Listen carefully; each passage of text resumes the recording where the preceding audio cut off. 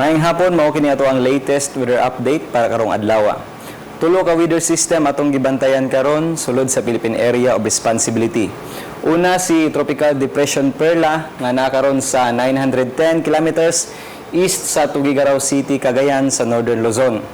May hangin nga moabot sa 45 ka kilometro matagtak na dol siyang sentro ug pag-unos nga moabot sa 55 ka kilometro matagtak na. Nagairog kini pakasadpan sa gipaspason nga napulo ka kilometro matagtak na. Ug sa tuang forecast track, ang maong bagyo layo pa kayo sa tuang kayutaan sa Pilipinas ug wala kini direktang epekto. Ato pong nakita nga pwede kining maglandfall sa adlaw nga Domingo didto na sa Cagayan Province, either usa ka low pressure area or magmintinar nga usa ka tropical depression.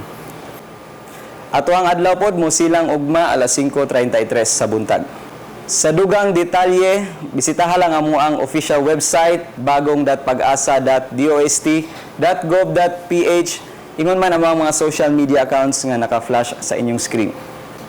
O gikan diri sa Mactan, buhatan sa Pag-asa Visayas DOST, kini si Romeo Aguirre og para sa Balitang Bisdak, maayong hapon.